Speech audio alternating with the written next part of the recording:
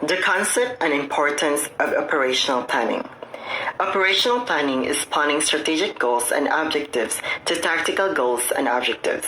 It describes milestones, conditions for success, and explains how or what portion of a strategic plan will be put into operation during a given operational period.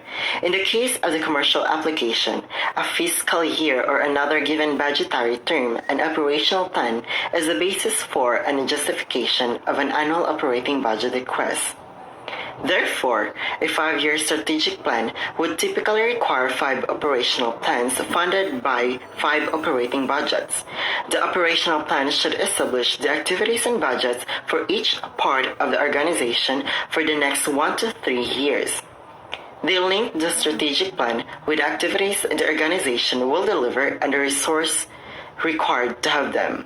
An operational plan draws directly from the agency and program strategic plans that describe agencies and program missions and goals, objectives and activities like a strategic plan. An operational plan addresses questions: where are we now? Where do we want to be? How do we get there, and how do we measure our progress? And the operations plan is both the first and the last step in preparing an operating budget request. As the first step, the operations plan provides a plan for resource allocation as the last step.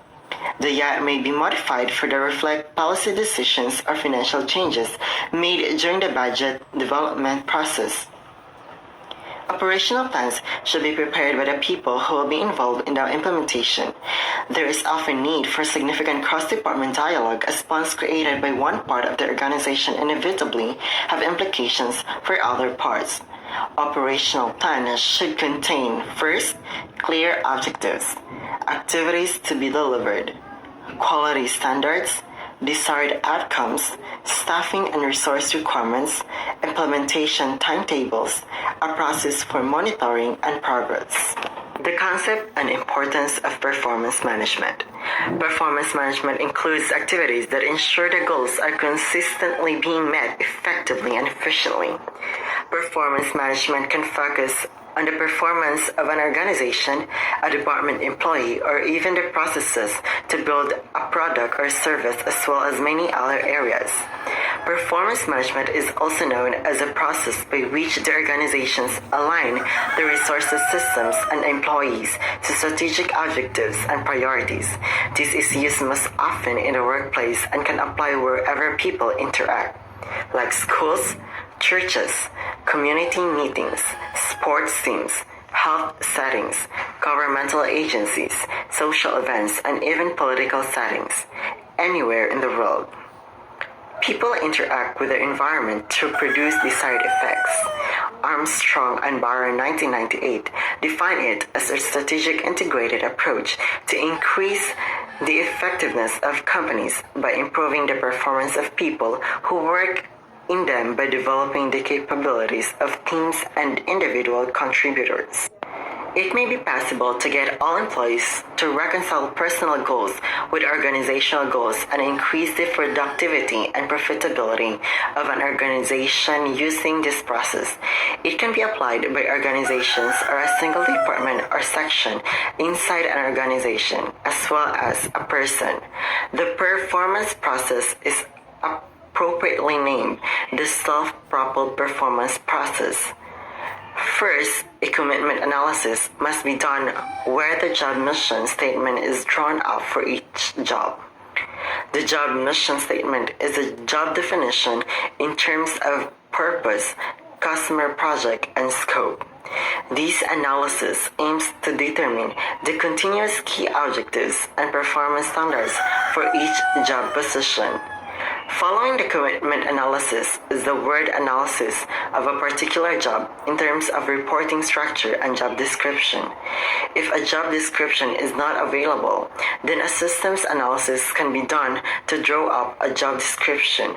The aim of this analysis is to determine the continuous critical objectives and performance standards for each job.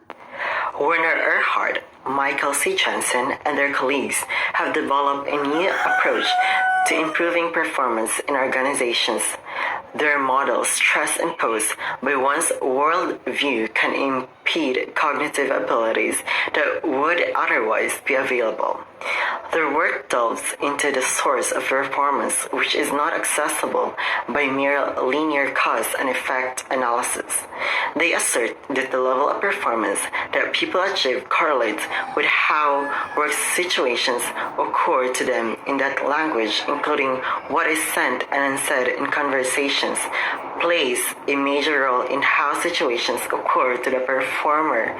They assert that substantial gains and performance are more likely to be achieved by management understanding how employees perceive the world and then encouraging and implementing changes that make sense to employees' world view. Many people equate performance management with performance appraisal. This is a common misconception. Performance management is a term used to refer to activities, tools, processes, and programs that companies create or apply to manage the performance of individual employees, teams, departments, and other organizational units within their organizational influence. In contrast, performance appraisal refers to the act of appraising or evaluating performance during a given performance period to determine how well an employee, a vendor, or an organizational unit has performed relative to agreed objectives or goals. This is only one of many important activities within the overall concept of performance management at the workplace. Performance management is implemented by employees with supervisory roles. Normally, the goal of managing performance is to allow individual employees to find out how well they had performed relative to performance targets or key performance indicators during a specific performance period from their supervisors and manager. Organizations and companies typically manage employee performance over a formal 12-month period, otherwise known as a formal company performance period. The results of performance management exercises are used, first, in employee development planning to select the most appropriate and suitable development intervention to improve employees' knowledge, skills, and behavior. Second, as factual basis for compensation and rewards, pay, raise, and bonuses being most common. Lastly, as factual basis in consideration with other factors for mobility, example transfers and promotions. Discuss the key elements of successful strategic implementation. What is strategic implementation? Implementation is the process that turns strategies and plans into actions in order to accomplish strategic objectives and goals. Implementing your strategic plan is as important or even more important than your strategy. A strategic plan provides a business with the roadmap it needs to pursue a specific strategic direction and a set of performance goals, deliver customer value, and be successful. However, this is just a plan. It doesn't guarantee that the desired performance is reached any more than having a roadmap guarantees the traveler arrives at the desired destination. The strategic plan addresses the what and why of activities, but implementation addresses the who, where, when, and how. The fact is that both pieces are critical to success. In fact, companies can gain competitive advantage through implementation if done effectively.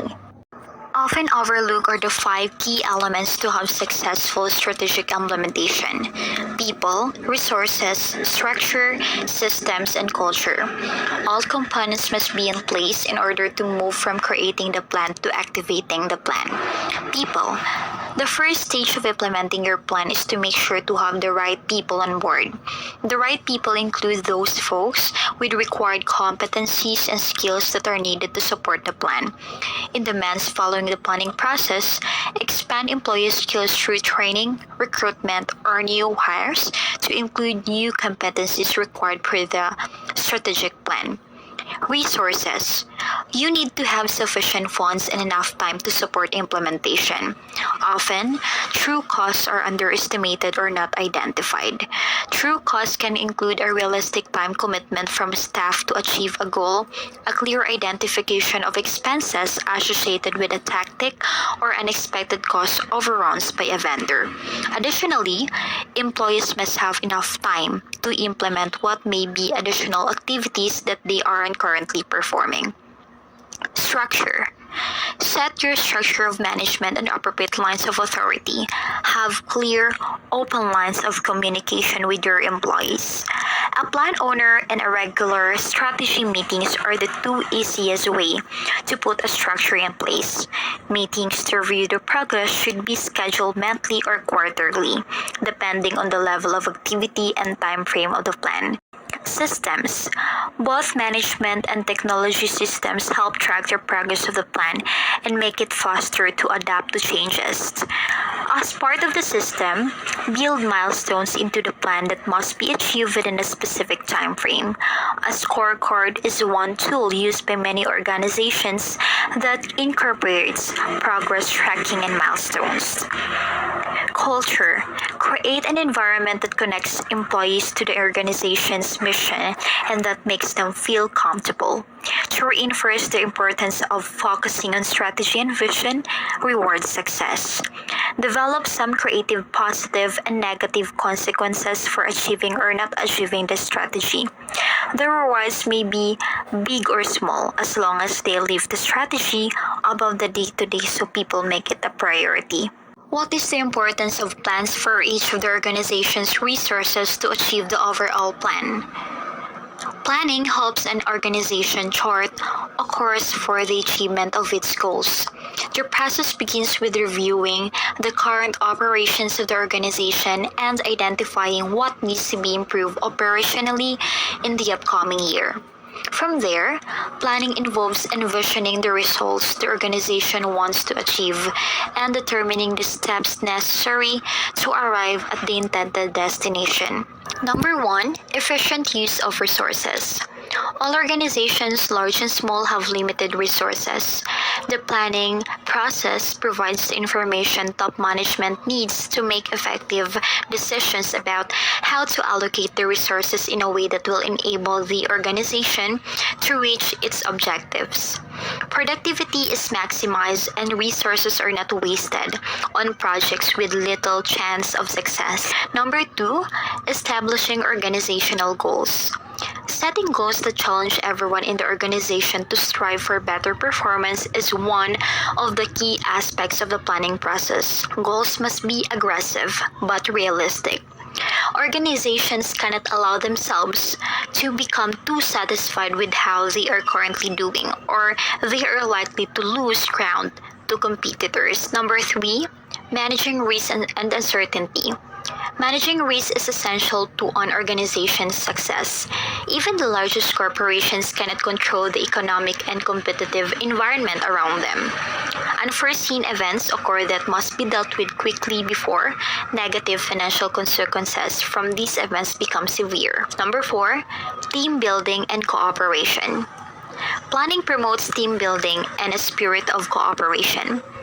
When the plan is completed and communicated to members of the organization, everyone knows what their responsibilities are and how other areas of the organization need their assistance and expertise in order to complete assigned tasks.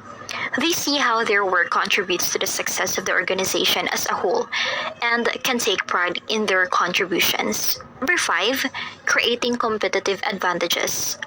Planning helps organizations get a realistic view of their current strengths and weaknesses relative to major competitors. The management team sees areas where competitors may be vulnerable and then crafts marketing strategies to take advantage of these weaknesses. Importance of monitoring the implementation. Monitoring is very important to ensure that activities are implemented as planned. This helps the implementators to measure how they are achieving their targets. This is based on the understanding that the process through which a project is implemented has a lot of effect on its use, operation, and maintenance. Monitoring serves as a management tool for tracking progress of ongoing projects. The basic idea is to compare actual performance with plans and to measure actual results against expected results. The monitoring function is an integral part of project execution. Monitoring is a periodically occurring task already beginning in the planning stage of a project or program. Monitoring allows results, processes, and experiences to be documented and used as a basis to steer decision-making and learning processes.